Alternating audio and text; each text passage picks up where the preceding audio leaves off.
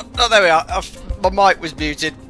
Welcome, ladies and gentlemen, to another Flight Sim live stream today. It's the 19th of August 2025.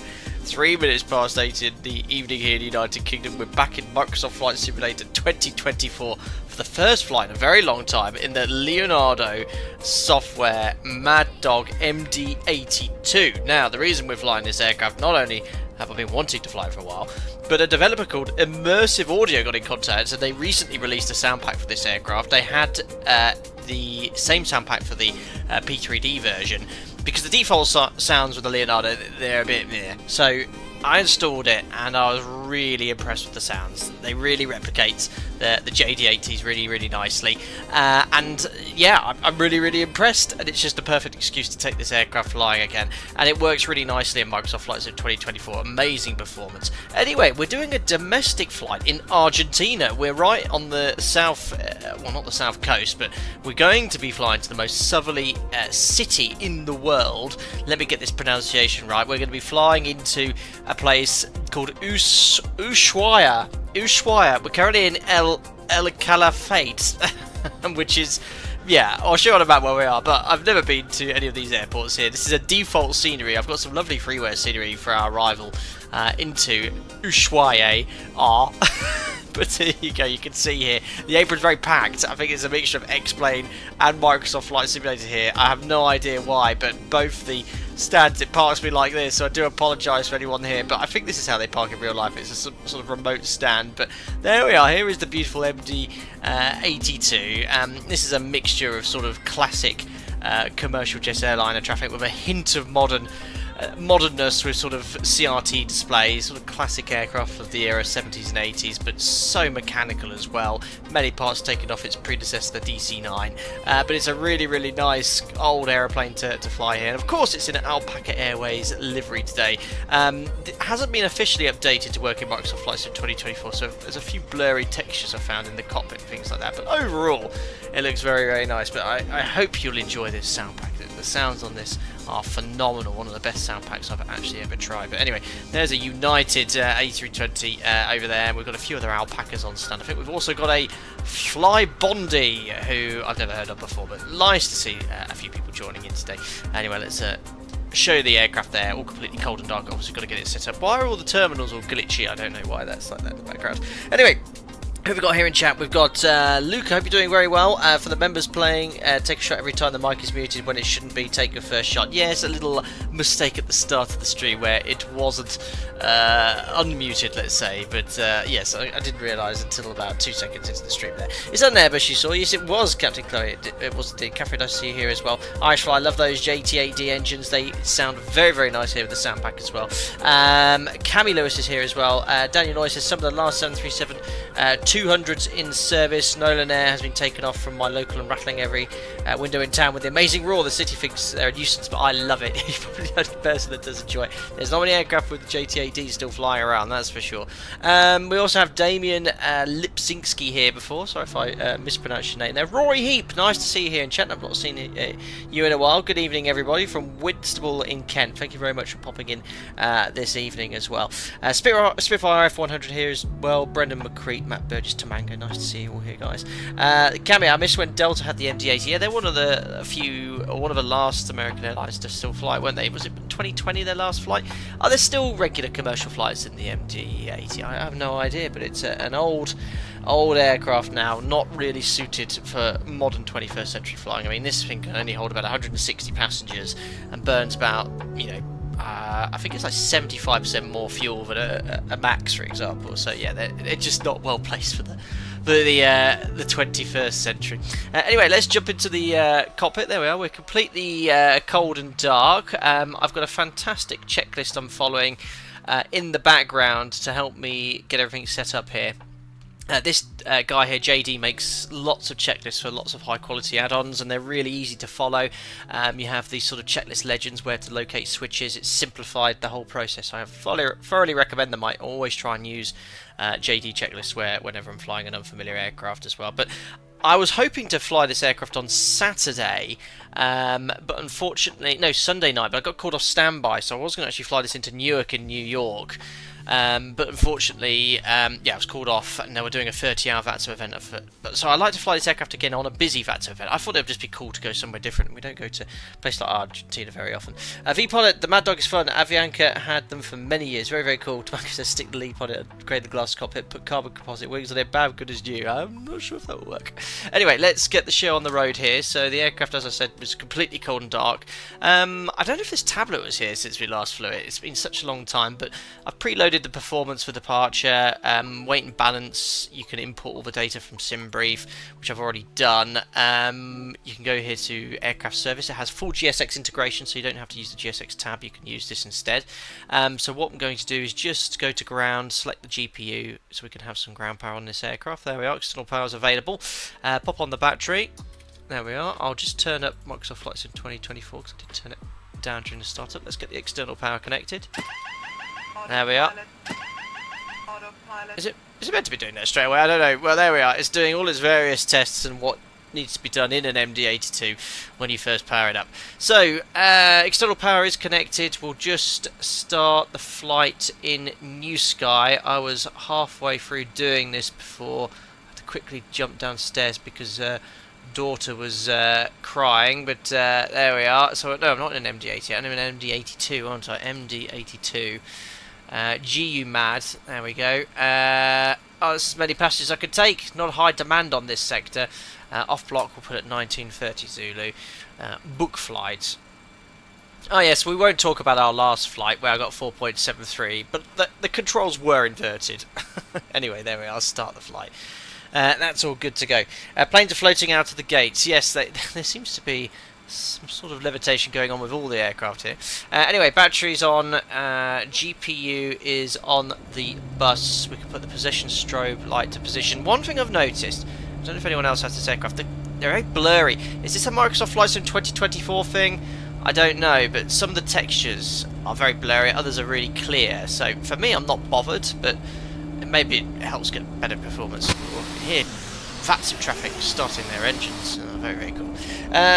So yeah, that's that. What else do we need to do? Fire test. So we push these down in here. Fire left engine. Fire right engine. There we are. Fire left engine. Does it test the APU? Fire right engine. Well, we've done the engine fire test. The APU won't catch fire today. We can start the APU. Actually, yeah, it's 8 degrees here. It's pretty cold because we're so far south. So I'll actually get that started, get some hot air in the cabin. So to start the APU, move the start pump to on, which is for some reason over there. Remember on the MD80, everything is where it shouldn't be. We'll start the APU and you begin to hear some of these amazing sound effects. But whilst the APU is starting, I'll just bring up Navigraph here. Just show you sort of where we're going to be going. So I go here to world map, noises, there we are, look, it's Argentina. We can't get much further south anywhere in the world than we are right now, apart from Antarctica. And we're going to go right down here south to the most southerly city of them all. Unpronounceable Ushuaia. I'm going to have to go back inside here. You can hear the APU starting over, there you go. It's like a proper airport, this is how loud it is. Greg, thanks, 69 months. Evening, Captain, I hope you're doing well. Well, Greg, thank you very much for your support for 69 months. What an iconic number. There we are, APU started. I better go back in the cockpit where it's noticeably quieter. Anyway, thank you very much, Greg, for your support for that entire period of time. That's very generous of you. Right, APU's available. In fact, you know what? I might as well put the APU on the bus. So APU's on. We can put the APU air on. And start pump can come off after I've started the APU, whatever that does, and we can turn the fuel pumps on as well. There we are. I think it's already pre-fueled for this sector. 6550. Let's just double check the flight plan here. I think it's absolute minimum block fuel. 6570. I'm actually slightly below minimum block fuel. Oops, we'll be okay. We'll take some lax approach to SOPs today, but minimum. Behave yourself, guys. Where's my sample? Wait. Oh, I can't find it quick enough. Oh, I've lost the time now. Captain Boss said thank you, bud. Start up is to start the AP on DC power. You don't need it if you have ground power. Ah, okay, that's interesting to know. Anyway, we've got the APU started. APU bleed is on. We need to put these pneumatic valves up, and then the supply to auto. There we are. So we've got some nice warm air coming into the cabin, and the AC load is changing as obviously we use different systems on the aircraft. Will you taxi off stand, you loud Airbus? The engine's running. It's really loud. I can't change the volume down in Microsoft Flight Simulator, unfortunately. Someone's driven past my house very fast. Right, external power is no longer needed, so I've already... Well, no, I can move those switches off and then we'll just disconnect it when ready. We're pre-fueled, so seatbelt sign can come on, no smoking sign on. We'll arm the emergency exit lights. Air conditioning system is already configured and set. Cabin pressurization controller. So you put the landing altitude, so it's about 50 feet, and you can put the landing barrow as well, so you can preset the QNH destination, which is 990. Guys, just let me know, how is that sound in the background? I can log off that sim if it's too loud.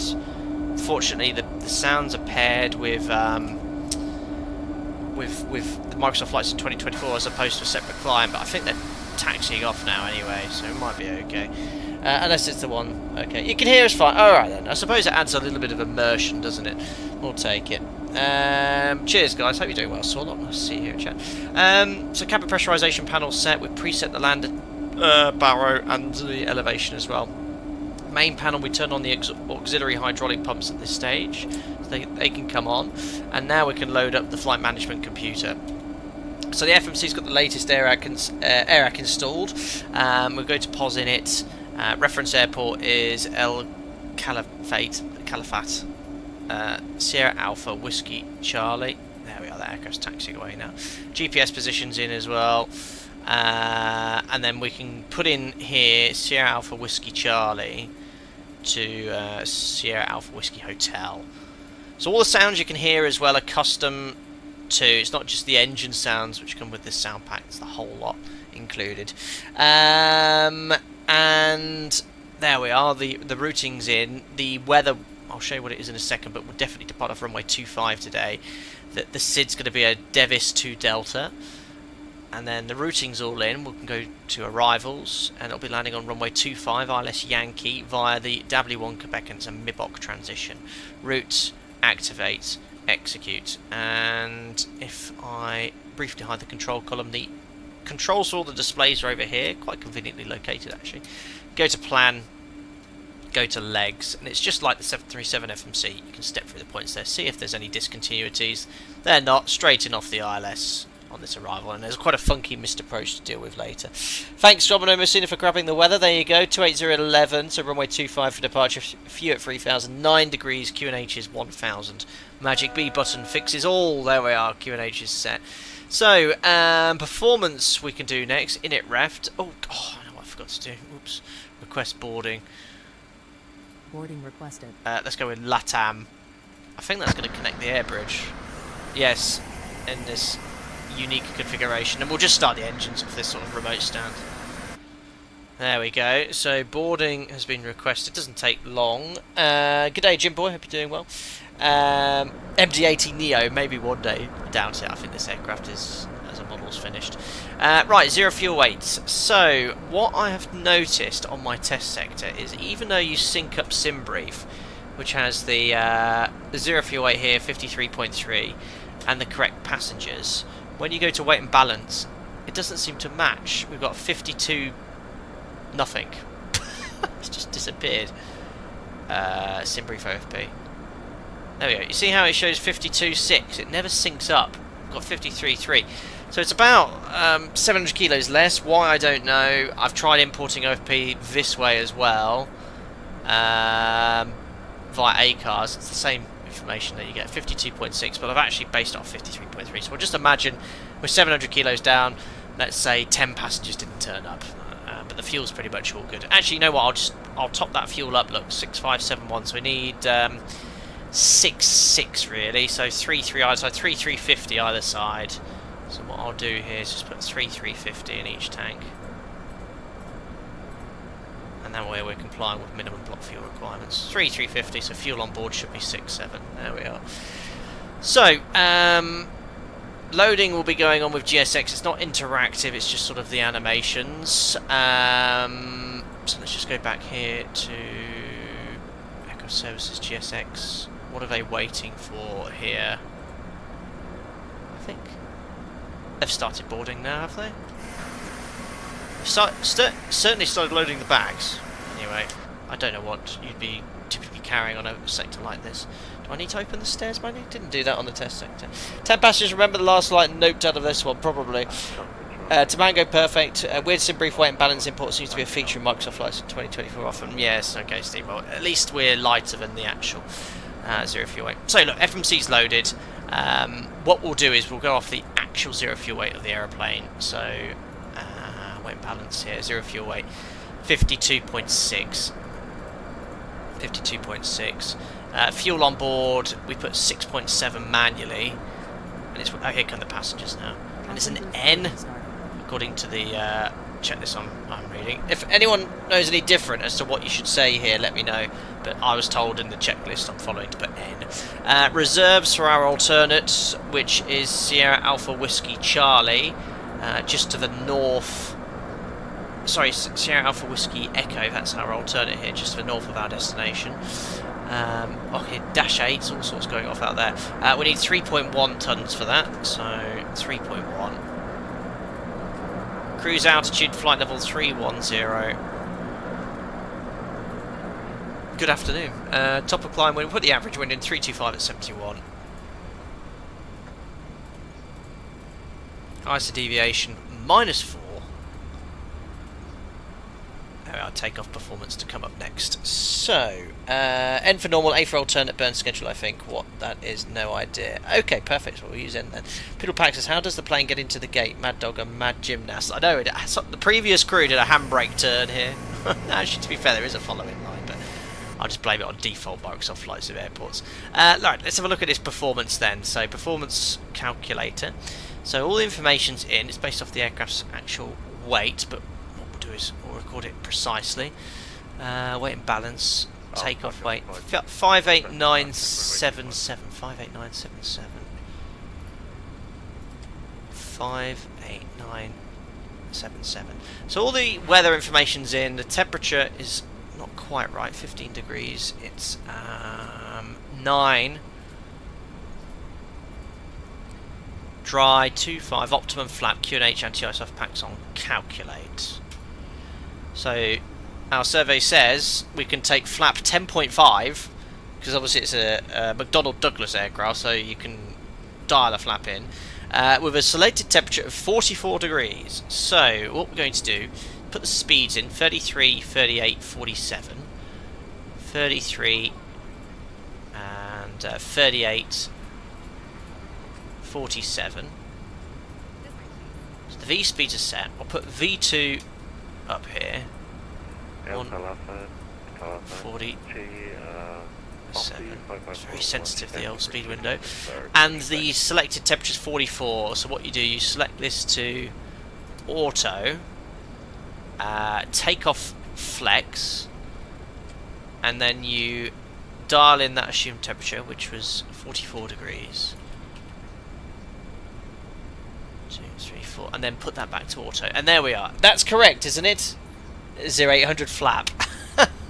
Love that.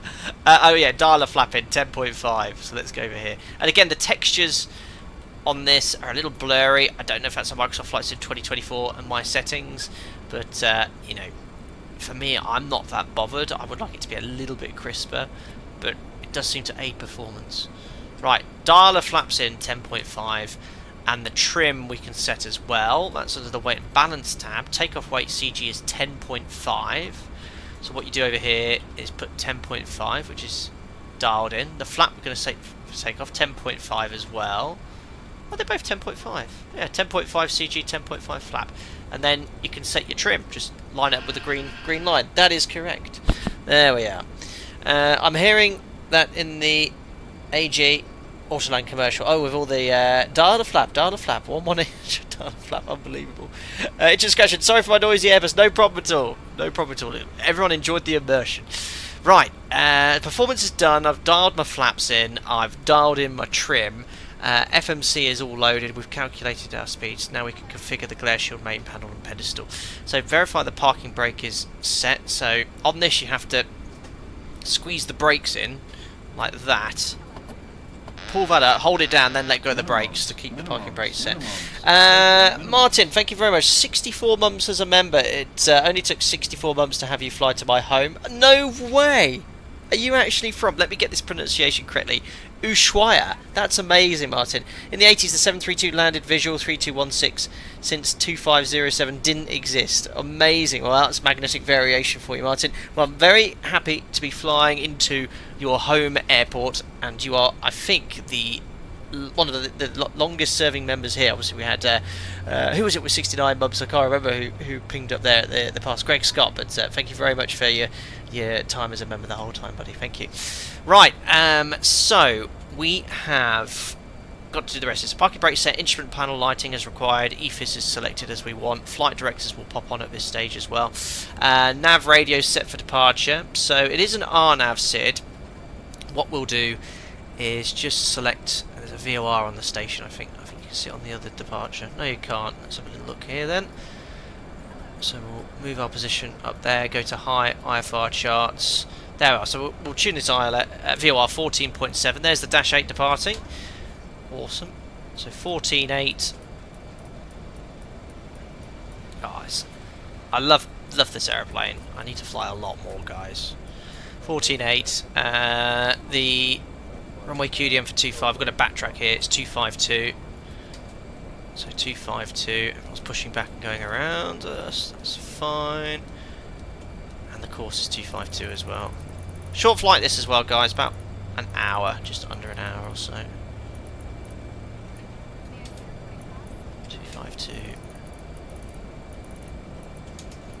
252. Okay, MCP set and just the altitude. Stop altitude. There isn't one. So what we'll do, we'll put the cruise level straight in. I have a confession. I put a cheat on in the MD80 and it's in relation to the altitude window. Any idea what I've done automatically? I might turn it off for banter, but you have to manually press Alt arm or pull the thing to make sure it levels off. What a silly design. But I think later MD80s got rid of that feature, but on the MD82 you have to press that to arm it. I've got it to auto arm so I don't bust the altitude because I'm a professional. Anyway, so MCP is all set up for us, and the departure I'll brief in a second. Continuing with the checklist then. Flight directions we've already switched. You can test the autoland system, but we're not going to use that today. MCP set, arm with the rotary selector. Speed bugs are set, so you can click this. It's synced with the tablet, so it'll automatically set all your bug speeds for you, which is really useful. Altimeters are set. We now need to uncage the standby horizon, just to get it upright. Ryan, I think you had to pull that on all of them to arm. Earlier ones just didn't even have the ability to arm. Oh, really? So how did they level off using the automation? That's crazy. Altimeter set, clocks checked, TRC, ART, we've got takeoff flex selected, 0 fuel weight has been set here. So it is 52.5, 52.5, that's correct. Landing gear showing 3 green, transponder 2000, we'll put it on to transponder now because we're going to be starting our engines momentarily. We'll just put the score plus 2000. Oops, normal, below, above, normal please. There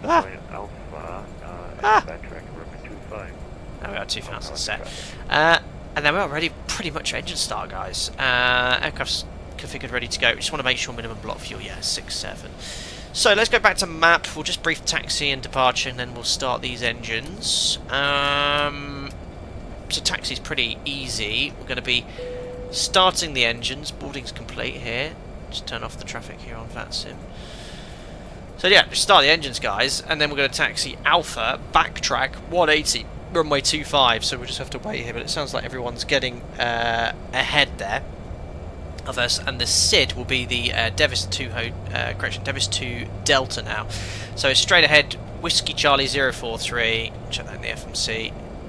Whiskey Charlie 043, 2,700 feet or above, 011, 4,700, 7,000 feet at Paget. We then do a sharp turn to the left, inbound Whiskey Charlie 012, and then up to Pungiven Devis. And by that point, look, Devis, we're at the cruise level. So that's all coded correctly. FMC's looking mighty fine. We'll put that on the takeoff page, put that on the legs, and we can start the engines. Poodlepack says letters are not blurry, authorities are en route to make arrests. Brilliant. Riffleek, where are you flying today? We are flying to the most southern city in the world, in Argentina. It's Ushuaia. Ushuaia is how you pronounce it, I believe. Immersive Audio, welcome on board. Immersive Audio very kindly sent me this sound pack. Thank you very much indeed. Windows open for the engine start. You're in charge. Thank you very much. We've been enjoying this on the test sectors, and I'm sure everyone here will really much enjoy listening to the sounds here. I didn't realise you've been making sound packs for aircraft for years and years and years, way before Microsoft Flight Simulator, which is really cool. But yeah, a must if you have the Leonardo, guys, this sound pack. The default sounds just don't cut it. But thank you very much indeed for sending it over. Right then. So engine start, we have the parking brake set, auxiliary hydraulic pump verify on, takeoff condition trim readouts are set, stab trim set, flap takeoff is done.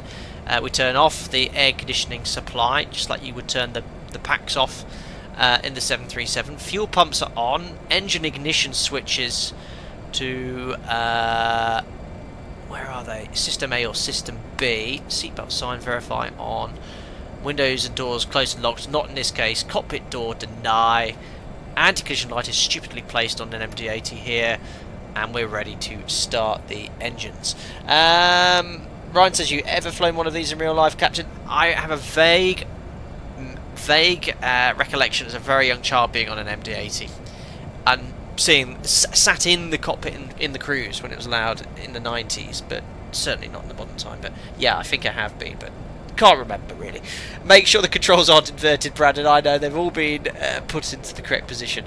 Edo, everything is placed exactly where it should. No, it's not, buddy. You know it's not. Wonky plane.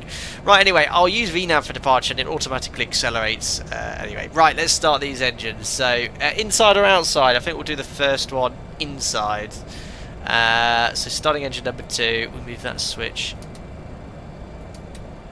What have I forgotten to do? Oh yeah, you have to use the mouse wheel, that's why. Okay, that's good. That's better. Oh yes! Oh, it needs to be off for takeoff. My apologies, thank you. So, we're almost at max motoring, 20% N2. Fuel can come on, which is down here. Oh, there you go. Don't forget the engines are quite far away, so the actual noise in the cockpit is quite loud, but there's some flexibility with the sound pack. You can actually increase the engine noise in the cockpit slightly if you want. There you go, that's the generator coming on the bus. Very nice. So yeah, I think on the sound pack, if you turn this one up here, or down slightly, get slightly louder engines in the cockpit. Very nice. Have a little listen outside. Oh, air bridge is still attached. We'll ignore that fact. And I think GSX is probably shut down. What's happened to my tablet? Oh, it's back there. Right, let's start the number 1.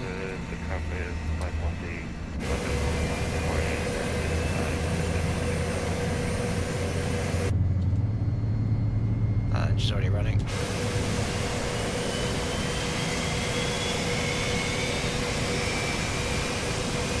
Awesome.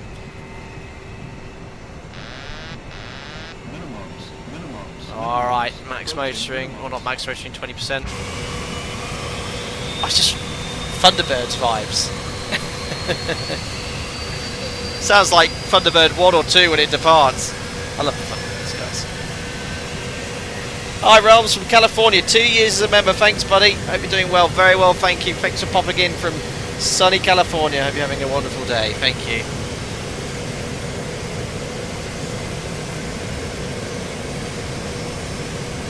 Awesome. Alright, that sounds like 2 good starts. I better close these windows, actually. Straight from Apollo 11. silence. There we are. There's a modern jet taking off. I need to get this air bridge detached. So how do I get that off? You need to GSX. stop the engines to request ground Well, service. we'll just have to taxi off and rip all the AOA gauges and probe heats. Never mind. Right, 2 good starts. So APU bus switches can come off. The external power needs to be disconnected as well. We'll imagine that's the case. Hopefully when I taxi off it will just disconnect. Air conditioning supply into the auto position. Engine ignition switches to off, and they can go to both for takeoff. We can turn on the captain meter selection heat, but that just turns on all the pitot heats as required. Aux hydraulic and transfer pumps on, so I just need to put the transfer pump on here. Spoilers are armed, flaps set for takeoff, so that's 10.5, so 0, and then I think that there, yeah, just below 11 is the 10.5, that's in the correct position. Auto brake, arm and takeoff. Oops, wrong way around, arm and then takeoff, and then we can check the flight controls. Here we go. Hello everyone. I've got jeans on today, it's gone all cold once again in the UK. Why is my head going up when I... What? Is that... What? I don't know why my head was going up when I started using the controls. Hopefully that won't happen again. I've got master caution here. Master caution. APU gen off. Oh yeah, hold on. I didn't turn it off, did I? There we are. And APU bleed off. Oh yeah, I missed that part of the checks. Okay. Perfect. And then ART and op, which is normal, I think, because I was... So I got this wrong on my test sector. You leave that off if you want to use the takeoff flex, and auto if you're not using it. Good. Alright, nose light on. 50, And then we can 40, commence taxi. Sinbear, 30, very kind. Thank 20, you very much indeed 10. for your $4.99 donation. Cheers, buddy. All going off here. Evening Cap, sorry I'm late. No problem. Doing Arlen to JFK and got distracted. American Airlines in an A350, no doubt. Thank you very much, Sinbear, for coming in. I hope you had a safe flight. Appreciate it, buddy. Windshield anti-fog and ice. Oh, yeah. I missed that on the checklist. Thank you. Rudder travel unrestricted. Right, hopefully when I start taxiing off, just want to look around us here. I think that United's giving way. Alright, that's fine. Release the parking brake. Do a quick config check.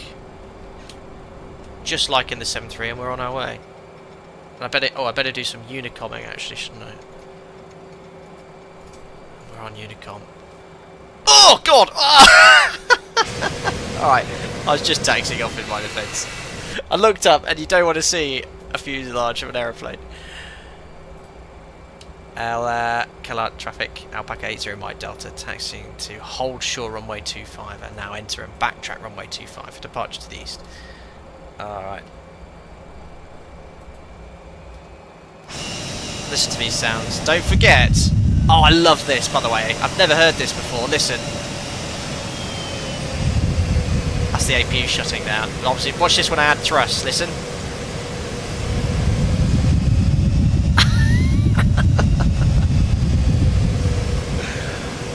There you go. How cool is that? The sounds on this are amazing, and I'll have to make sure. Obviously, it's quiet up here, but listen, that's what you'd get with a JT80 right in your ear. And I have to, on takeoff, go from there. Are those front shocks? No, they're not. They're not shocks on an MD80. I can't remember what they're for though. Someone did mention that. I did ask on the stream. They did tell me, but I've forgotten. Anyway, no one on final, and that aircraft's just departed off runway 25. And you get a little bit of scraping of the nose wheel as well. That's awesome.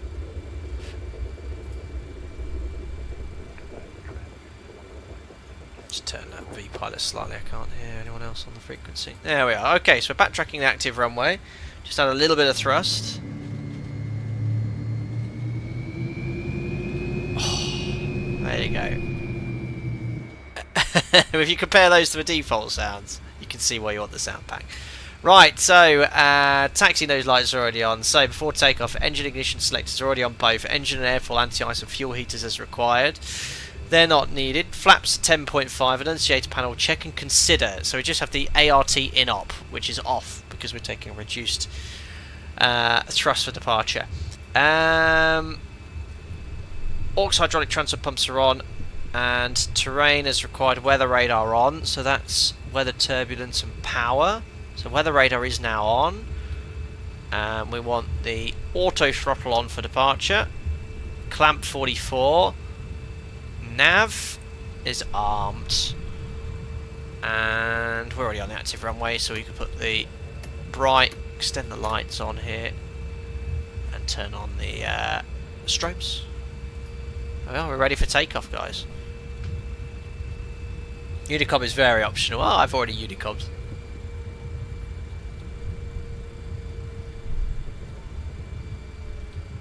Oh, the sounds on the nose wheel are superb. And this has to be one of the best FPS friendly aircraft I've ever used in Microsoft Flight Sim 2024.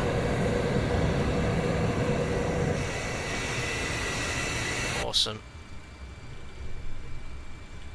Oh, the strobes on the aircraft don't activate until the weight is off the wheels anyway. Amazing. Loads of little things I don't know about the MD80. Love that creaking. Alright, let's get lined up. Oh, my rudders are slipping under my feet. I found that this add-on doesn't like doing tight turns. Alright, that'll do it. Alright, we're lined up, guys. Alright, so we're going to hold on the brakes, start the timer, which is run down here, and let's go. Now, Pack 80 by Delta, take off runway 25 at El Calafate. Right, gotta go here, haven't we? Stand them up to 1.4 APR. Togs in chat. There we are. Okay, just gonna jump into the cockpit here, push toga, 1.4, almost there, release the brakes, set takeoff thrust. Alright, that's what you hear in the cockpit. Okay, because it's an MD80, takeoff thrust set indications normal, but this is what it sounds like in the back. That's amazing. That's what you want to hear. And look at the smoke! Anyway, better concentrate on the takeoff. 100 knots already, crikey.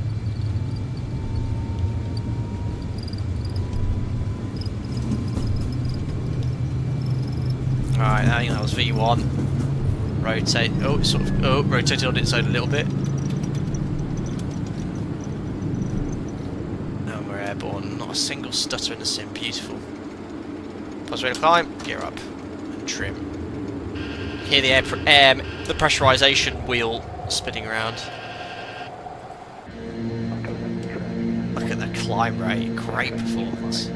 Look at that, guys. That is amazing. Holding the speed beautifully. Not much here, is there? What a climb rate. Right, so I'm going to engage VNAV. Hopefully that will lower the nose so we can start climbing. And it's accelerated to 250. Now I'm going to select climb thrust. And then we're going to gently lower the nose. The flight director is going to hopefully pitch down and command 250 knots. Oh, what happened to my nav? There we are, nav track. Alright, cool. V flaps at the 3rd and 4th speed bug. So I can retract the flaps once we start accelerating, then the slats at the last bug. That's me trimming nose down. Submachine, I know.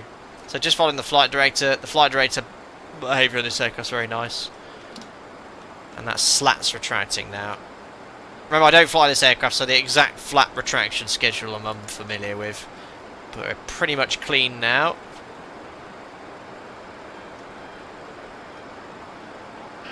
Trimming those down. So when does it say stabiliser motion? Is that when the autopilot's trimming? Classic MD80 takeoff, rocketing away in a cloud of smoke. Yeah, I think the performance on this is pretty good. Alright, beautifully in trim here. Autopilot on.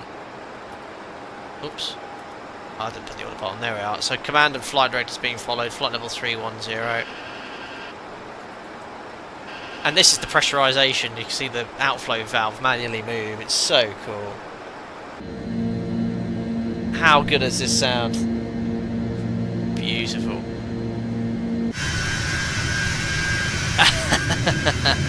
Wait. It's like being underwater. I love it. So cool. What a sound pack. I'm going to fly this aircraft a little bit more, guys. You know how I like to fly the Fearless 742? This is now my favourite classic airliner in Microsoft Flights in 2024. Oh, I better do some sort of after takeoff check. Look at this performance. 250 knots, 3,000 feet per minute. It's an absolute beast. Right, after takeoff checklist then. How's my takeoff, guys? Impressed? TRC select climb, that's done. ART verify and auto. Flap slats are fully retracted. Gear is up. Spoilers disarm. Flap takeoff selector. Flaps takeoff selector stow. What's that? I'm not sure. What a break off. Are these pneumatic crosswind valves in the correct position? Auxiliary hydraulic and transfer pumps can now come off. And the hydraulic pumps to low. Fuel pumps as required. Engine ignition selectors to off. There we are. Contact ATC. 50, After takeoff checks 40, complete. 30, 20.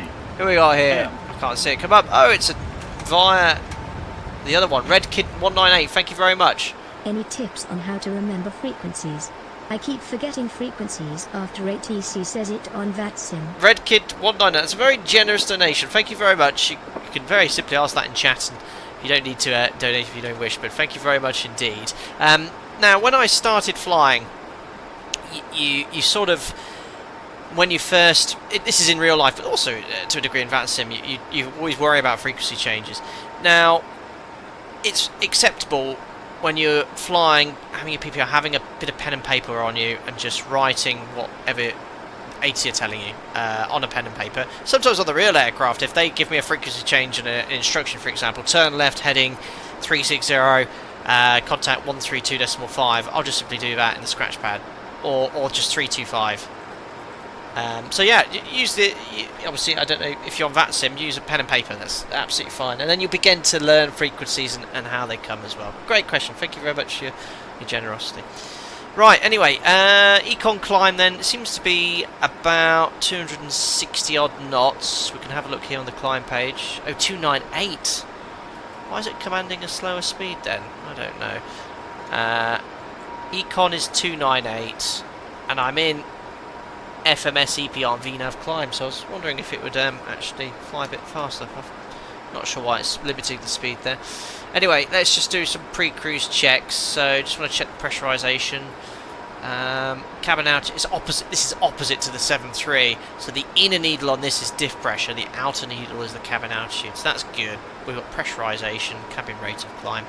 This is the same gauge we have, except it's limited to 4,000 and not 6,000. Lights can come off now. Retract. There she goes. Look, now she's accelerating to 298 knots. I love that airflow whine you're getting as well. Can you hear that as we accelerate? So good. Release the passengers. Check's complete. Look at the world there. So this is Patagonia, isn't it? Wow, it's very sparse here. Hydraulics lower off. Hydraulics off? Surely not off. I put them in low. I've done low look Edo. That's what the R checklist says, but I don't want to turn them off. Or are they just electric? I don't know.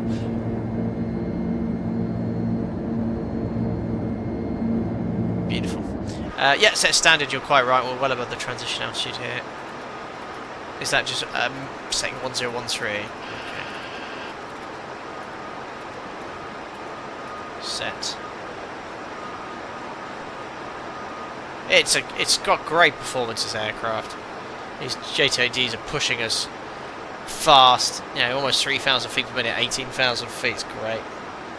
Oh, but dial a flap to default position. Ah, that's what it said. What's the default position? Is it up? Oh, is it this one? Ah, Martin, thank you. 18,000 feet is the transition altitude. We can double check that on the chart. 7,000 feet here. Probably a bit higher down south at your destination, but 7,000 here. Hello, Everyday Flyer Man. Love your live streams. I'm not sure whether to buy the TFDI Designs MD11 or the Maddog MD80. Which one would you suggest? I've only flown the TFDI MD11 once. It was okay. I didn't have any quirks or complaints about it. It was quite new. I think the sounds on that aren't great. It depends what order of flying you want to do. Obviously the MD11 long haul, a lot more flexibility in that regard. This is more fun. I haven't not flown the TFDI for a while. I prefer this right now because obviously I'm used to it. I presume it's all been updated for 2024 as well, but yeah, MD11, I'm loving this. I'm sorry, MD80, I'm loving this right now.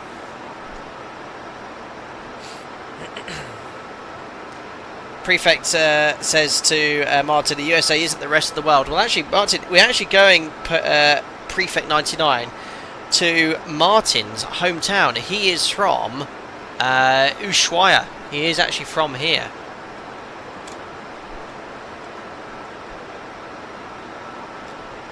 Can't be too many Argentinians here. Ryan, yes, I've done that AUX transfer off. I'm well ahead of a game here. I'm a pro MD80 pilot. Ah, you live in the Netherlands now, Martin. Oh, very cool. Ah, so you're actually only born here, but very cool.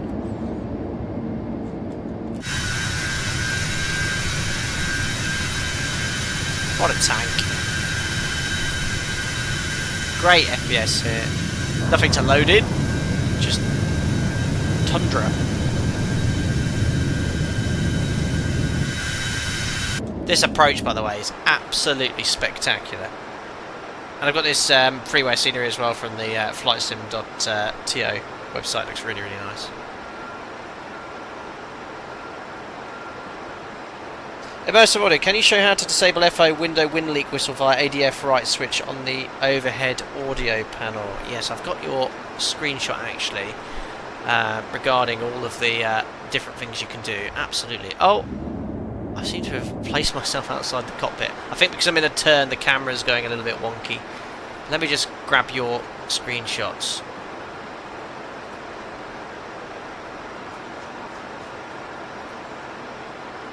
There we are, perfect. So, Immersive Audio has mentioned something about this sound pack, and one thing I highlighted earlier was on the INOP button here.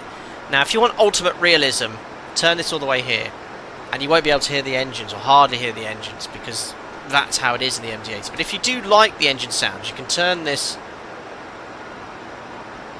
down slightly. Obviously, because of the airflow now, I don't think you can hear it clearly, but certainly flying at slower speeds, you can hear the engines more. So that's one of the features. Now the ADF switches here, so you've got the nose wheel steering here, so obviously you hear the scraping for the nose wheel. If you turn that switch off, stops that as well. And now if I turn this off, you can hear it. So if I go over to the first officer's side, there's a little bit of an air leak on the first officer's side, which you heard whilst we were accelerating. If you flick this switch off, I can hear it, but it's very, very faint. It just stops that whistling sound. So there's, you know, some little features that you can do here. And then moving down here as well, moving the seatbelt signs off, you get audible sounds of the cabin if you wish as well. And the flight deck door was also linked to ground passenger noises as well. So if you can adjust things slightly, but it's very, very nice. Alex van der Paas, thank you. 40 months as a member. Holy crap, 40 months already. Time flies. Thanks for all the 737 tutorials. You're most welcome, Alex. Thank you very much for your support for all of that time. 40 months. That's an incredible amount of time. Thank you. I'm trying to think now how many years that is. Just over 3 years and a bit. Buenas noches, Martin. Hope you're doing well. Flight Sim with Elliot. Hi, Captain. Do you have any advice at aptitude tests for the ATPLs? It's been 17, 18 years since I've done an aptitude test. I don't know what's changed, but there's got to be so much available online now. But certainly basic maths and physics from a theoretical point of view is something you could always work on. But I'm sure there's some reputable aptitude tests you can take online. Codius, this aircraft had an update. I think several since Microsoft Flight Sim 2024 has been released, but the Immersive Audio Sound Pack is pretty new, just been released. Steve said, air leak on the FO side. Doesn't sound pleasant. I blame the curry. Brilliant. Any excuse. Thanks, Steve. Thanks. Okay. Aviation currently flying a 777 freighter between Eggs. Let's read that wrong. Amsterdam and Schiphol. Very nice. Josh, sorry that you have to turn in. Thank you very much for popping in. Right then, so we're nicely established on the SID still. That is the original SID for departing off runway 07. Obviously we haven't done that today, but we will join up at Devis. Then going towards the Rio Gallegos VOR. So we could tune that 16.7 just for backup.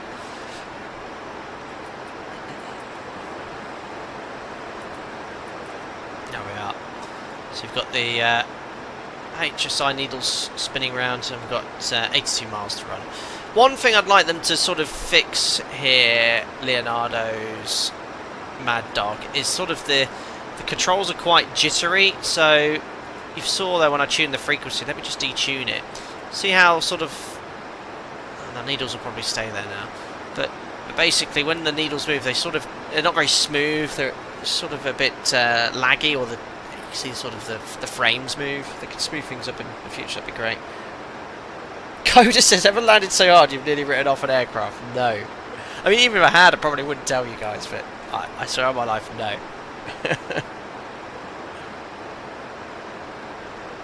Hello, Flying Shamrock. How do you communicate custom IFR points of ATC? Do you just give them the bearing and distance from the given point? No, I mean, most waypoints they'll be aware of. I believe if you file your own flight plan, you probably have to fly in a specific way as opposed to just choosing your own waypoints randomly. One to go. There we are, 15 minutes, 31,000 feet. Right, I love that an aircraft this old can still do CPDLC as well. Yeah, it does have CPDLC modelled. Oh, look at that out there. Oh, the airflow sound is spot on. So when we level off, we'll hear the engine spooling down.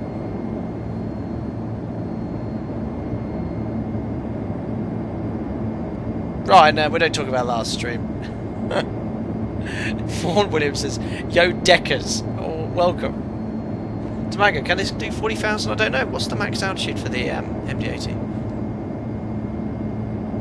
Sibba, how does this compare to the Rotate? The Rotate's good. I think I prefer this. And I know Edo's not going to like hearing that.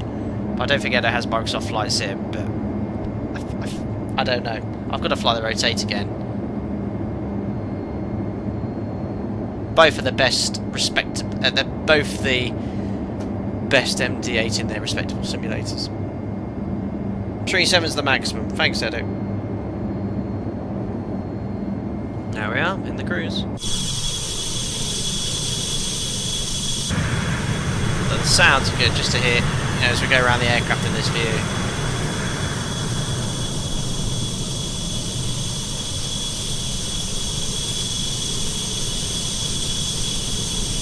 Awesome.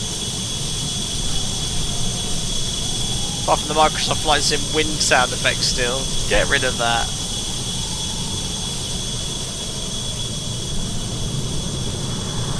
Listen to this if you missed at the start. Listen to this.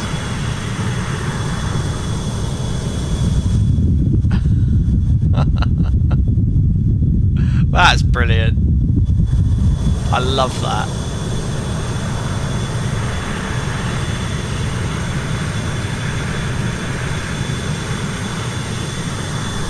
Look at this turn. Look at those flat fairings of this, they're massive.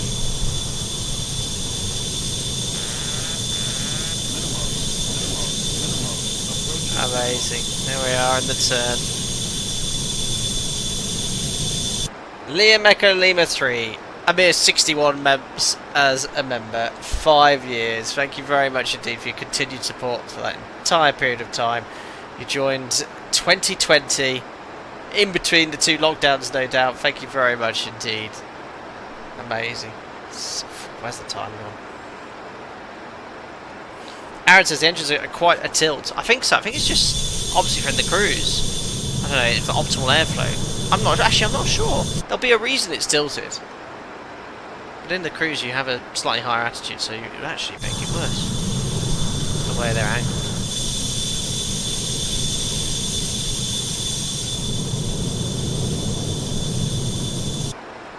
And it's still used, this design, isn't it? The CRJ, isn't it, with the engines at the rear? Amazing. If you could take the MD80 feature with you to the 737, what would it be? The quiet flight deck. There you go. That's what I'd take. Well, that's a feature, but yeah, I suppose it is. Pete, so much has changed in those 5 years. Oh, I know. Hasn't it just? Married. Baby. New house. Tierra, LTC. I'm looking forward to the next 5 years being a little quieter. But I wouldn't have changed anything for the world. Martin, I don't know. That's probably a really good question. Were they tilted due to danger of ice ingestion from the wings? That sounds like a sensible answer. I don't actually know. Alistar says, watching a cockpit video from a BA-78, the captain flew the approach and then handed over to the FO to land at about 1,000 feet. Why would that be? Interesting. Was it a training flight? Every airline has different procedures and SOPs. There wouldn't be many situations at Marprotor where we do that. We do it the other way around, such as what we call a monitored approach when visibility is quite low and we're not doing an auto land. So the idea is the first officer flies it, the captain's looking outside to see the lights approaching minimums or some elements of the approach lighting system, and then they take control. But we wouldn't do it the other way around. But every airline, as I said, has their own ways and procedures of doing things. I proved that I don't work for BA.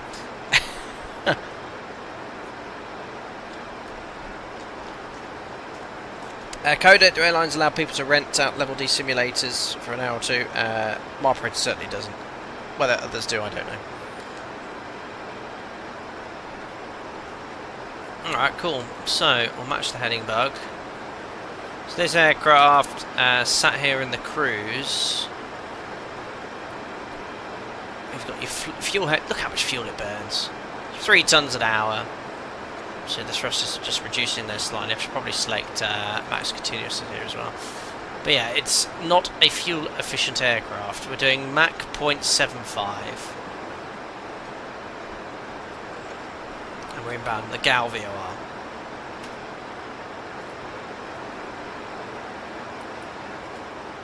Now, so if you look at the animation of the needle, see it's a little bit blurry. Oh yeah, I forgot to match the heading bug.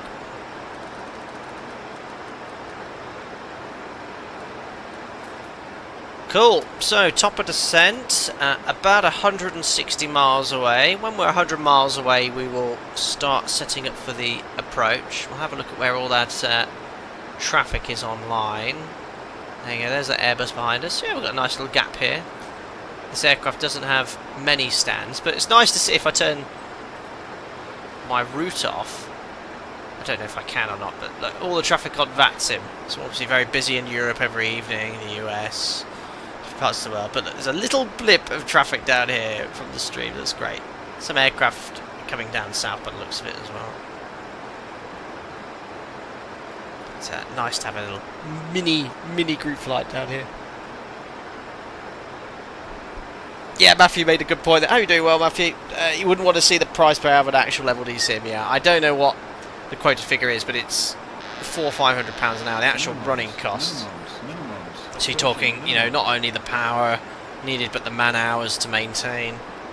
They are, you know, the real aeroplane, pretty much system-wise, and all the computers needed to control them. It's a huge amount of power they use. The Flying Walnut Chronicles. 30 bubs as a member, thank you very much, hope you're doing well. Good evening, loving the sounds. They are very nice, aren't they? It's been great to have the engines running and start the engines as well, but this is an absolute must for your Leonardo software MD80. Thank you very much for your continued support for 2.5 years.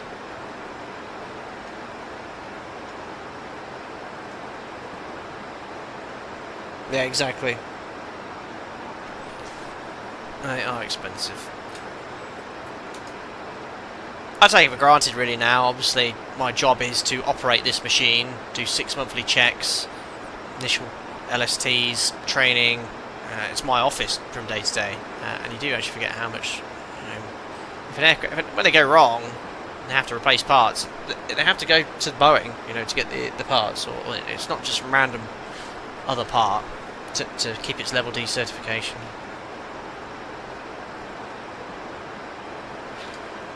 Coda, so as an airline pilot, do you just have unfettered access to the sim at work if you just want to go and practice? Not really. I can't just rock up and fire it up. Now, if you were a new instructor, you could, and there was downtime, you could go speak to the engineers, and as long as you don't turn the motion on, because it's actually the motion which is quite the expensive part, moving the entire thing on hydraulic jacks, that's usually not an issue. So, for example, when I came back as a Tierra and we got our first ever time I'd instructed or checked in a max sim, I went and spoke to the engineers because there was some downtime before my session. I said, look, can I just sit in it for an hour and play with the iOS? The iOS is the controls to run the sim. So yeah, absolutely fine, no problem. But you just can't do the motion. But yeah, ultimately in that time you can do what you want really. But for new instructors and examiners, it's running the simulator. When you become an instructor, I was told, and this is what I always sort of say to new instructors I speak to, being an instructor in a simulator is like trying to spin plates. At the circus where they spin the plates on the poles, you're having to not only run the simulator and all of the failures and run it in real time, you're having to watch the students, you're having to make notes on their performance and grade them on their core competencies as well. You also carefully manage the time. So in a training session, if an exercise is below standards, you can't complete that item. It'll have to be repeated. And it takes a long time. Certainly for me, when I became an SFI back in 2016, it took me a long time to adapt to that role and sort of start getting comfortable. Now actually, bizarrely, being a Tyrian doing checks is actually in a way easier than running some of the training sessions. Now it's not like it's to say I'm just sat there just watching with a clipboard. You do have to watch, make notes carefully and assess them and grade them based off their performance. So there's elements of checking which have their own challenges, but certainly a type rating session you have to be very careful with time management. Anyway, we're really digressing, but I know you guys are quite interested in this sort of thing. Emma says, line training captain, are you able to say how much sim time you do at work compared to real flying? Yeah, so my sort of contractual working basis is 3 blocks in the sim, 1 block flying, but it very much varies. So at the moment, sort of my block, I've just come off a block of the sim. I actually did 2 sims this week and 2 flights, 2 days of flying. I was actually called off standby for one of them. But my next 3 blocks are only sim, but standby cover not only my training centre but also my local base, so you can get called to do flights as well. Martin says, how does it feel after a few months of flying the sim to go back to the real one? What is the thing you notice the most? Yeah, so if I haven't flown for a while, so let's say I've go 3 or 4 weeks without a flight, it's actually, the flying is fine, it's the actual turnaround and doing all the paperwork can sometimes take a sector or 2 just to get up to speed again. That's quite normal. But yeah, it's not really an issue. I've just had, obviously I got married 2-3 weeks ago and had annual leave, so I went almost a month between flights. But first flew again on, I can't remember what day it was, Friday or Sunday. I was called off standby. And it was Friday, and it just took like a sector just to, I wouldn't say I was uncomfortable, just to get into the swing of things, just a sector. I just said to the FL, I've not flown for a month, so anything you see you're not happy with, just let me know. But yeah, that's about it. Lazy, do sim sessions happen at any time, or is it more like a standard 9 to 5 for you? I wish it was a standard 9 to 5. I love... if anyone here is aspiring to be a pilot, it's the best job in the world. I always say I've not worked a day in 16 years. Genuinely, I'm very happy. but you've got to be prepared for unsociable hours. In the last 15 years, probably spent a total of 4 of those years living outside of England, being based all over the place. And then how many nights in hotels? Probably 100. Not including the 4 years I've lived away from home, and the unsociable hours. So yeah, sims generally work in the day, but when it's peak time in the training periods, I can jump into the sim at 10 o'clock at night. I'm out at 3 in the morning. You know, so yeah, the aviation industry is not akin to sociable hours, let's say. Well, you guys are firing off the training and checking questions. That's great. Feel free to ask what you wish, but I think we better do a little bit of work on this short sector.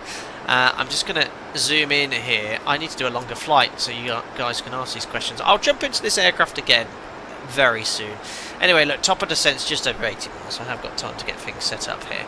So, there's no ATC at all this part of the world, but obviously we'll stay on that sim. So let's bring up sim brief here, see what the weather's doing. Now, I was told that this part of the world often has quite inclement weather. I must have picked the one day of the year where it's very nice. Cav OK, 0205, 9 degrees, the altimeter is 90901. So, I mean, if we go here to info, where to get the runways, there we are. I think they'll be landing on runway 25, because that's the instrument approach, and it's a 3-knot wind, tailwind. What approaches do they have available? So they've got, yeah, they'll be using 25 in real life, otherwise you've got to do a visual or circle to land onto runway 07. So we'll plan on the ILS approach runway 25 via the arrival. There it is. So first things first, the VNAV on the why is Navigraph not disappearing, guys? Hold on, my Navigraph shortcut. Oh, my whole keyboard stopped working. No, it hasn't. Massive lag from Streamlabs there. So yeah, the VNAV in the MD80 is quite basic policy. Oh, crikey. Oh, what does that do? Oh, arrays. So there are 4K. Oh, I didn't actually realise this information was here. Let's put it in anyway. How much of this is used, I don't know, but view sim brief OFP. Let's scroll down here. There we are. So descent winds. Let's put in 200. 150, because why not, and 100. Edo and other MD80 pilots, can you put fixed rings in? I tried putting a fixed ring in around the runway, but it didn't work. 150 is 309 at 40. Uh-oh, you guys still there? YouTube's popped up saying YouTube isn't receiving enough video to maintain smooth streaming. I think it's just a little blip. I think Streamlabs just had a little bit of a moment. No fixed rings. Oh man. There we are. So that's all in there. So I can't put my fixed rings in. Let's have a look at this arrival then.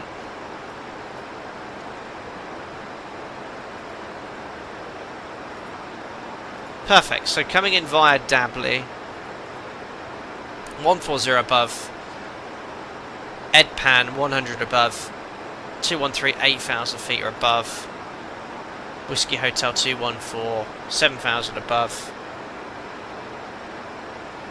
I had a blip, but refreshing it fixed it. Okay, I'll clear the error. Thank you guys.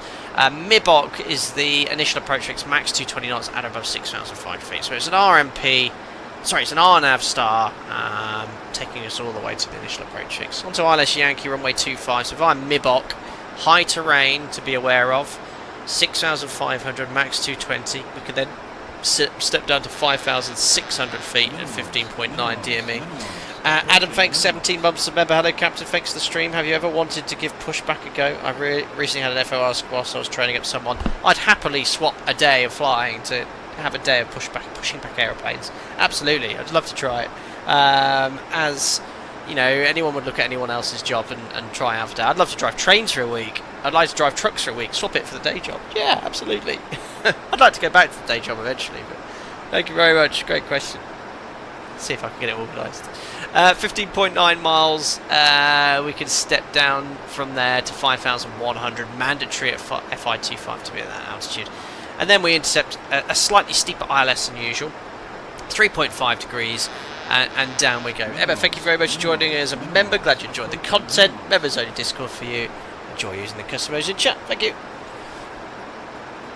Right, cool. The Pappies on the left. I don't know what the Pappy angle is. We'll have to look on the aerodrome information chart. So let's just set this up. Frequencies 111.3 for the ILS.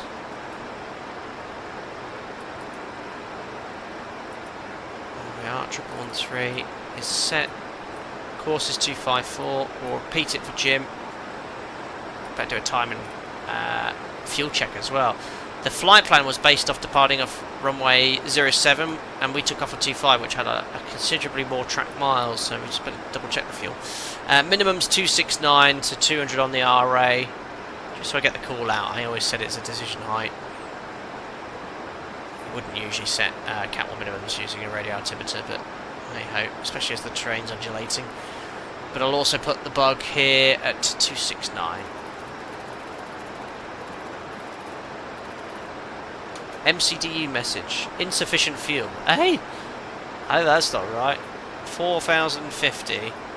Running with 3 tons. Well, it's actually below our reserves of 3.1. Ouch. Alright. Well, let's do a fuel check at Golf Romeo Alpha and see what's what. But yeah, I'm below reserves. I'll put that down to the fact that we had to do that different SID. Tamago, how slippery in the plane is the plane during the sun? I found it to be quite slippy. The speed brake and flaps are quite effective. Right, high terrain to the north and south, and even higher to the west. So, look, if we have to go around, we want to really accurately fly this missed approach. So we checked all the frequency courses and minimums. In the event of a go around, in the MD80, you push toga, rotate to 20 degrees, EPR go around, select flat 15. And we're going to climb 254 until 650 feet, left turn to intercept the Uniform Sierra Uniform VOR, radial 105. And at 9.2, you make a right turn to the VOR. Look at that. So you go like this, and then woof, right back to the VOR here. Reaching flight level 100. What a high missed approach altitude. That's crazy. Yes, this will be the Ushuaia glider. Brilliant. Now, we should get in 3 tons of fuel, but the endurance, that's about 50 minutes in this thing. Not much to go around. Well, none to go to divert now. Certainly getting to fin res. Alright, cool. That's the approach brief. Minimum set, RVR 1200 metres. Let's have a look at this runway. Nice and long, I think. Runway 25, 2,800 metres. Lovely. So, we'll land vacate Charlie. The Pappy angle is also at 3.5 degrees, so we should see 2 reds, 2 whites as we go down the ILS. Let's have a look at the performance. 2,804 metres. And the glide slope range 2385. So it's a bit of an old school tablet, but it does work. Performance, landing. I think you have to unfortunately put it all in manually. So let's bring up Navigaph here, bring up the weather. So we're landing in SAWH. Dry. Surface wind 0205, which is a slight tailwind. Temperature outside will be 9, still is. QNH 9 and 901, so much lower pressure than earlier. Landing on runway 25. Order brake, let's try minimum. Landing weight, let's have a look at that. So, fuel on arrival 3 tons, we currently have 3,950, so it's burning a ton, and that's our gross weight. So landing weight will be 55, let's call it 55.5. Calculate. Alright, so order brake minimum, landing distance 2768. That's going to be a little bit too little, because beyond the glide slope 2385. So let's try order brake medium. There we are, 1829 factor 2151. So we're going to order brake medium. It's an MD80, so you can only select the order brake after you've lowered the landing gear. It's actually self-explanatory. Off at Charlie or Bravo. Oh, sorry, Alpha or Bravo on to stand. There we go. Martin, Golf Romeo Alpha is Sierra Alpha Whiskey Echo. Yes, that's our alternate. So I close my charts here. There we are. Yeah, that's our alternate. So yes, would have to go from there. Oh, flat 25. Do I have to dial that in? Flat 28. Oh, Edo, you're going to have to expand when you say and flat 25. It has higher flap setting than 28, doesn't it? It has 40, but I think 40 is just very short runways, which we'll just go 28, it's fine.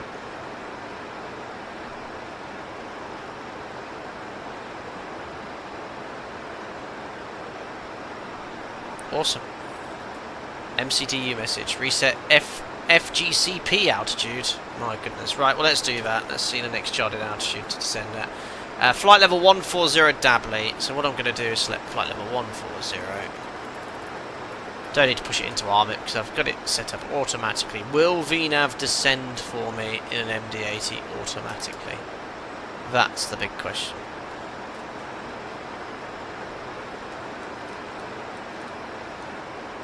Insufficient fuel. No, we've got plenty. It's above the reserves.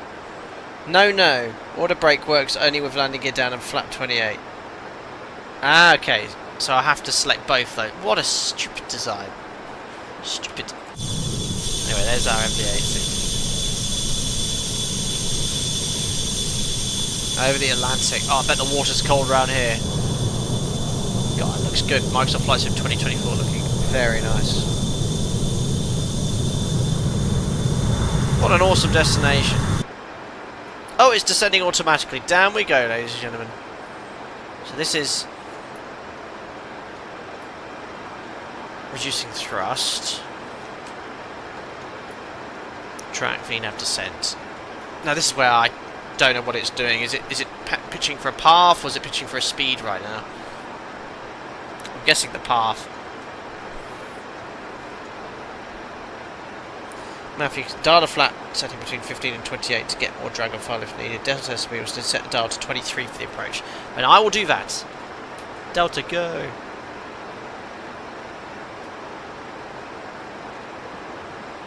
Alright, cool, so I can use 23 between 15 and 28 as an intermediate. Sort of like flat 25, I suppose. Pitches for path only, great. Matthew, you are a man of many talents. Did you fly the MD80?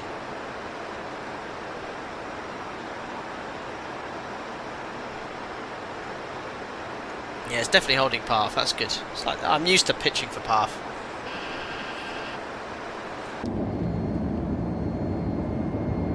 Oh, sounds. Unfortunately, the replay tool, it does work, but I'd have to restart the engines, and there's no panel state save ability with this add-on. So, I can record the replay, but if I shut the engines down, you'll have to listen to the replay and mute, so I probably won't bother today. Oh, look at the sun coming into the cockpit as well. Very pretty.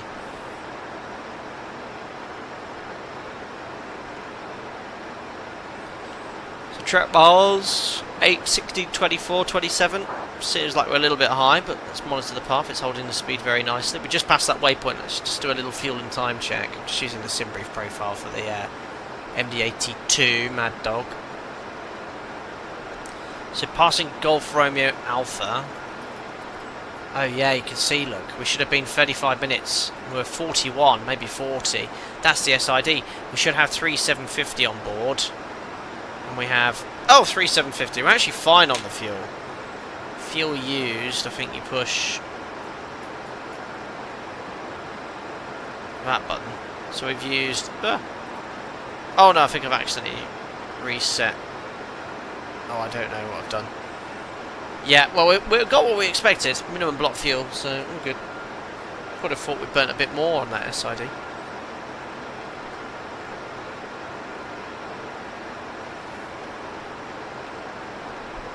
Emma, what's your thoughts on the colour of the cockpit? I like this blue. You can have it in pink as well, I think. I didn't fly it, Matthew, but the aircraft was your childhood obsession, turned into my professional hobby learning it. Oh, very cool. Martin, yeah, I think so. The cockpit's painted in Dulux kitchen and bathroom, duck egg blue, yeah. Progress page 2 is fuel burn. Thank you, ACG Avionic. Fuel use 2.9. Yeah, so that's what we're expecting. 2821. Awesome. Thanks, buddy. That's quite a good page, that. Nice little tailwind on this descent as well at 50 knots. Where's your ground speed information? It's easily accessible. I'm sure it's in the FMC, but is there you've got a true airspeed here and standing air temperature? You can hear that airflow from the FO's window. I quite like that. Is TCAS on? Yeah, it should be. Or not. It's on the PFT. Oh, got you. Yeah, thank you. Just testing my TCAS. Oh, and how about doing a stream to Stanley Airport, Falcon Islands, or IF Mount Pleasant? Yes, I probably won't depart Argentina, but I'd have to fly a very long way. Don't the RAF fly from Uruguay, I think?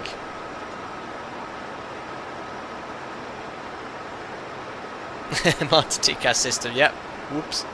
Passing 20,000 feet. Seatbelt signs going on. I love having that airflow noise. So obviously you can turn that off. It's on the ADF here. See that whistling? I quite like it though, because you can hear the deceleration. Branded this blue is very Tupolev-esque, yes. Was the teal type cockpit colour as per real aircraft use? Yes, I believe it was. Some operators had this and others had that sort of pinky colour.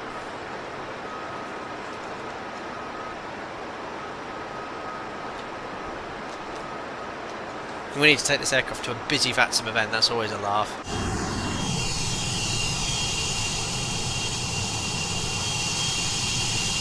Sun setting here as well, beautiful.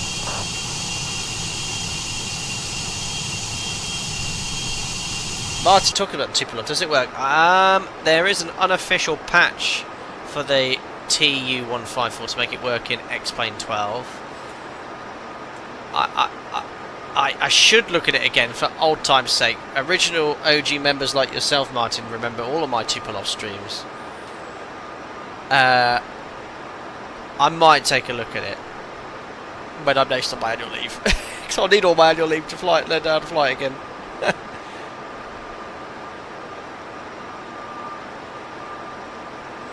Twale, in real life the air noise and whine is way worse than even this because the seals in the windows are so old you have to shout over it in some places. No way.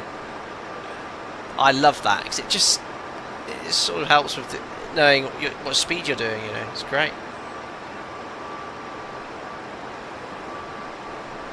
Look at this geography down below as well. Stunning. I have to say, I was very critical of Microsoft Flight Sim 2024 and release. Didn't see the point of it. I love it now. And I'm really only waiting for the PMD G73 to come over to 2024 before I uninstall it. Seriously, for me on my PC, I mentioned this quite a few times on my streams, the performance improvements I get over 2020 are significant now. Alright, I need to concentrate on this descent though, because I've got a VNAV cap. What was the next step level? Just levelling off there. Where's the arrival? 100 we could step down to at EDPAN. So 100 is set and we've got VNAV cap. So we want the VNAV cap because we don't want to go below 140 at Dabley. That is a minimum level. So let's see what VNAV does. It looks like it's levelling off correctly. And then hopefully passing that because VNAV is still engaged. It will continue descending to 100. God, NavGraph's been really slow to open. So there we go. VNAV descent is now re-engaged and we're continuing our descent down. Prefect 99 says no cap. Not what that's referencing. Ah, the VNAV's working really nice. This is a really solid add-on, guys. I'm so sorry I've not flown it since it's sort of been released. Really nice.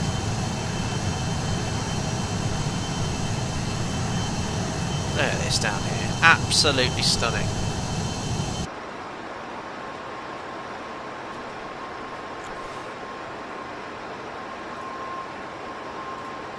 Alright, descent checklist is complete. Oh no, I've not set my speed bugs. I think they... Yeah, there we are. They're all set now. Pumps off, set preparation complete, nav aid set, auxiliary hydraulic and transfer pumps can come back on as we approach 10,000. I'll do it now. Engine hydraulic pumps go to high. Okay. Cabin pressurization control is set, and we've started our descent already.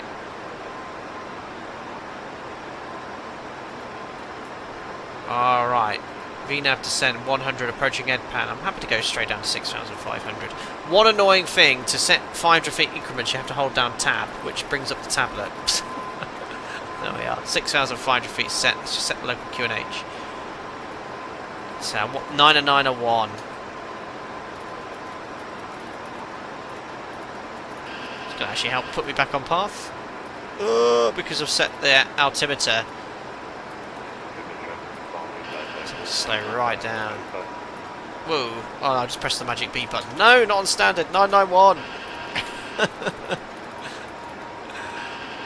Right, 250 knots below 10,000 feet. Sending 6,500 feet. Right, lights coming on. Lots of trimming going on here. Behave. Oh, why we're climbing. I'm going to go level change now, which is IAS MAC clamp, which closes the thrust levers and disconnects the servo. And then you can bug your speed here, look. 250.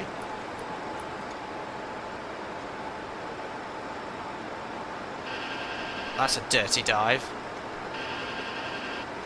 I don't mind being slightly below profile, as long as we comply with the restrictions. So we're now bugged to 250 knots. This does not control the speed now, it's just linked to the auto throttle. We're in level change, basically, pitching for 250.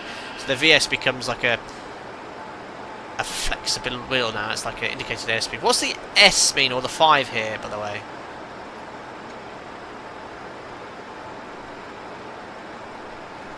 You see why you don't want to go any lower than 7,000 feet here, look.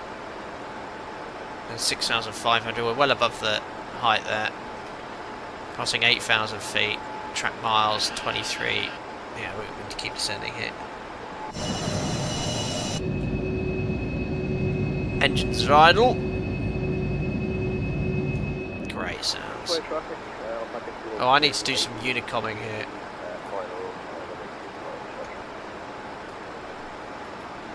So still out of range of the glide slope, but we're now still 6,500 feet up MeBox, so we'll go over to the ILS chart. It's not easy having them next to me. So we can now descend down to 5,600 feet. Tab.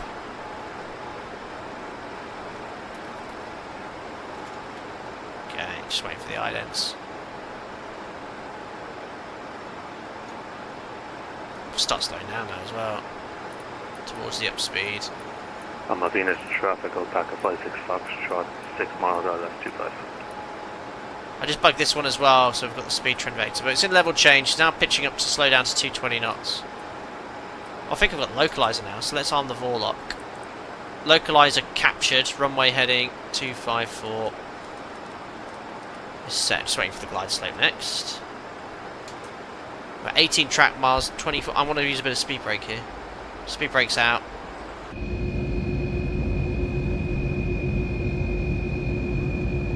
For S-Men's sarcasm. S equals super means you're doing a great job, Captain. Oh, thanks, Colorado 72. Right, so I've got the speed brake out. It's going to start pitching down now to maintain 220 knots. Runway's in sight. I can see 3 reds. I think we're good. Just waiting for the glide slope to come in now. There we are. I'm going to stow the speed brake. 16 miles. I'll take a natural flops. And I'm going to go vertical speed. So vertical speed is engaged. Oh, I need to set a lower altitude now, 5,100. Ah! No, actually, I'm localizer capture. I'm going to set minimums plus 100 feet. So 1,300, because I'm already on the localizer. It's safe. Oh my goodness, guys! God, can't see shit. I'm on the glide already. This is literally unnatural. I think when it goes like this, is that glide slope capture, missed approach, flight level 100. You just instinct. Just pure instinct. I mean, have you ever seen anything better? Right, I better take some flaps now and start slowing down. Right, flaps to 11. What are we, 13 miles, 220... Yeah, it's better to not stay down. Let's get that speed brake out again. Speed brake and flaps, that's that master caution. Is that prohibited in the MD80? Yeah, it's spoiler flap extended. I need the drag. 12 miles, 200 knots.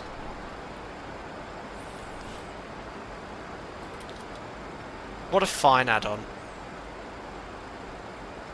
Speed brake is very effective. What an approach! Look at this. That's absolutely stunning.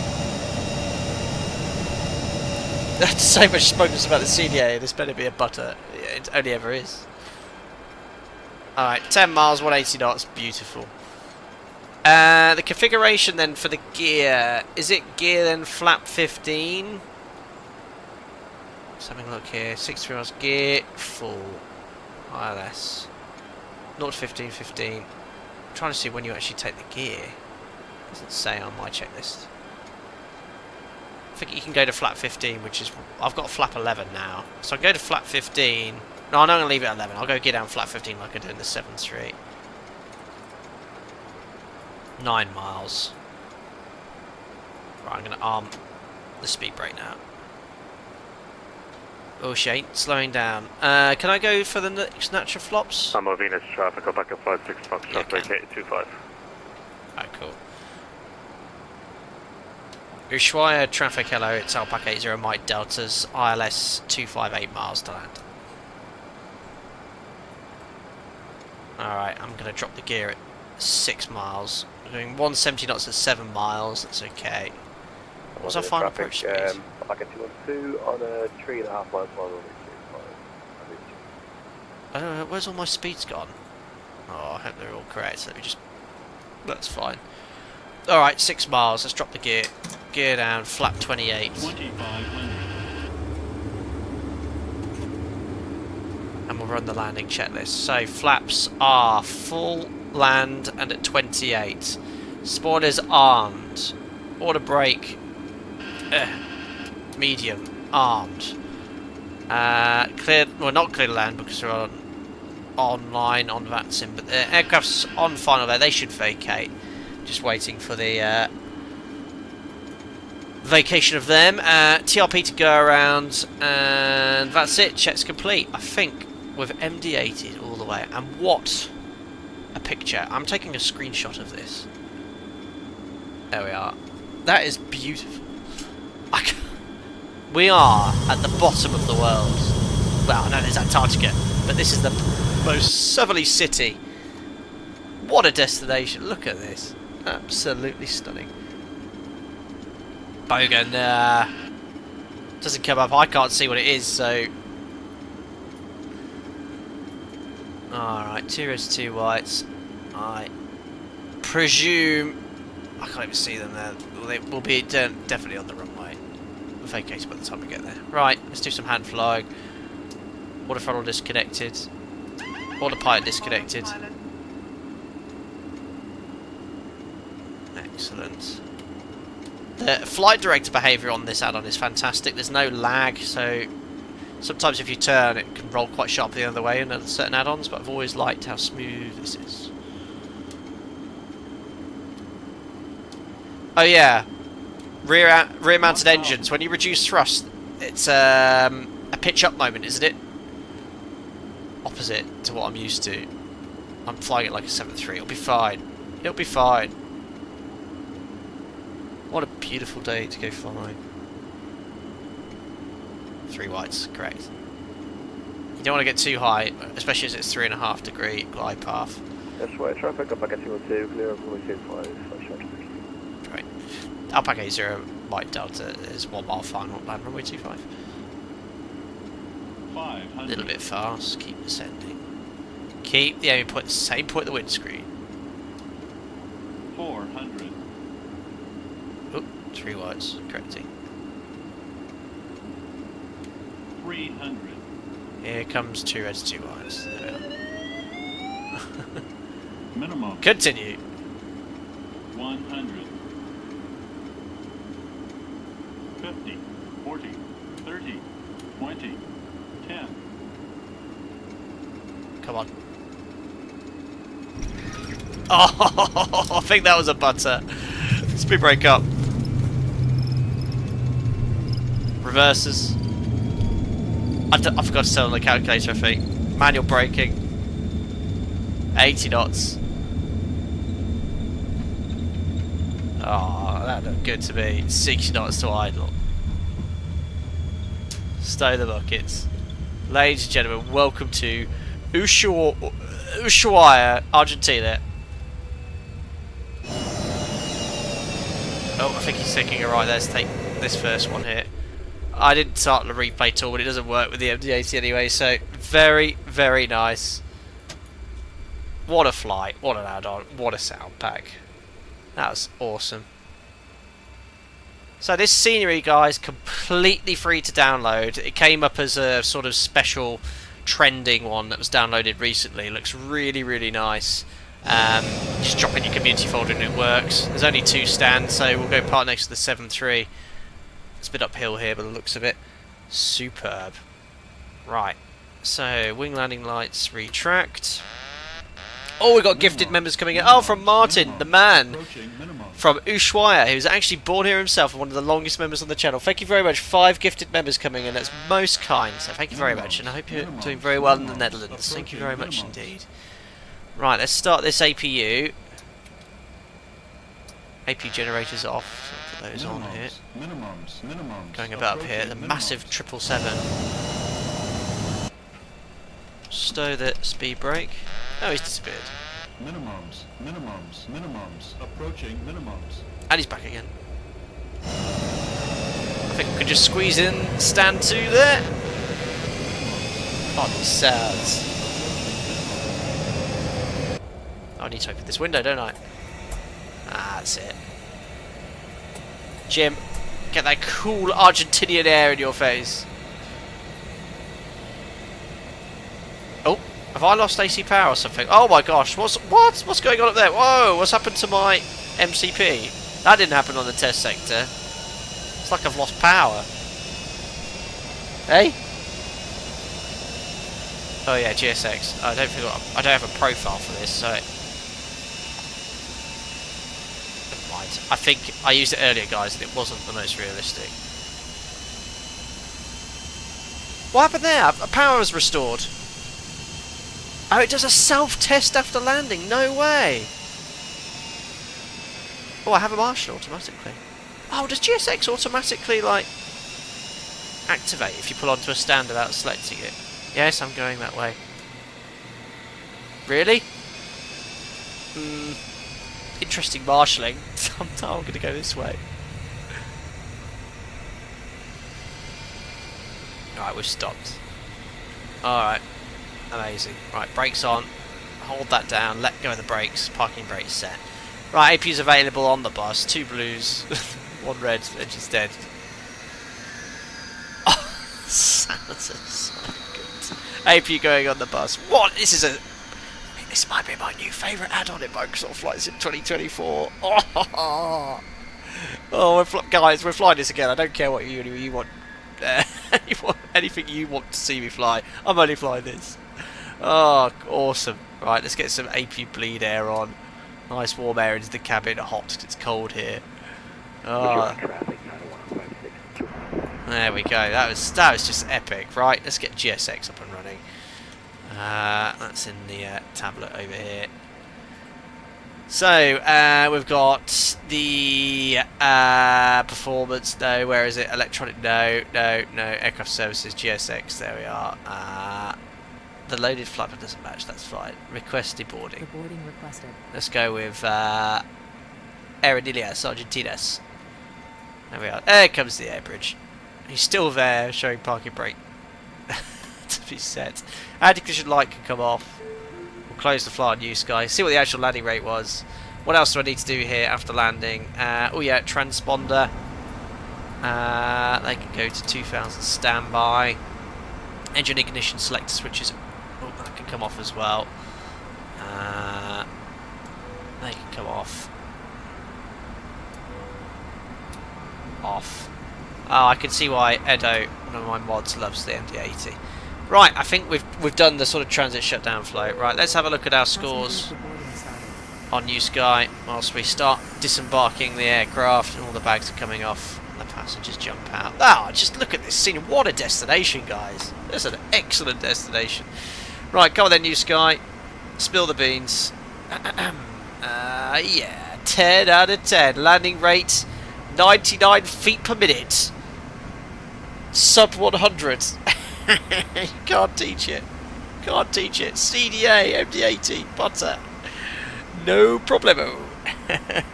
Very, very nice.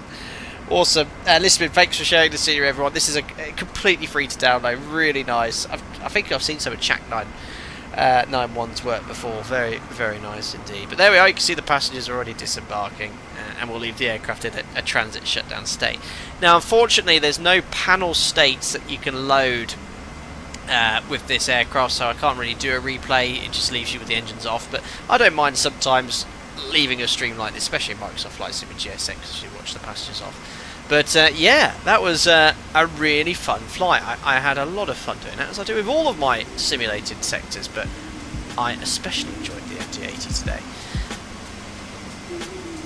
Awesome. I'll just turn the sim down slightly because it can be very loud. There we are. Elliot Woodford, thank you, bossed it. It was alright, bit of luck. Would you do some pole flying sometime, Flads? Yeah, I think we could go further south than this. I don't know if there's any Antarctica scenery. Be a good fun stream. I'd like to take the MD80 next onto a busy VATSIM event, because that's always fun, because it's obviously straightforward here, straight in on an ILS, but when I'm mixing up a lot of traffic speed control, I like the pressure that gives me in flying an unfamiliar aircraft. That sounds like a FAF ACG avionic. By the way, ACG avionic, there was some really good tips and hints for me there today. Thank you very much for all your assistance. Martin, thank you very much to your gifted members as well during the landing roll. Very, very kind indeed. Flight Vector Sim, Swimming Climb said yesterday V1 had an animated first officer. They didn't know if it was a 2024 thing or Phoenix add-on or something else. Oh, sometimes you have a 3D model of a pilot. I think when I first installed this in 2024 I had to deselect it in the tablet. So yeah, I don't think there's any third-party software. Anyway, look, we'll call it a day today.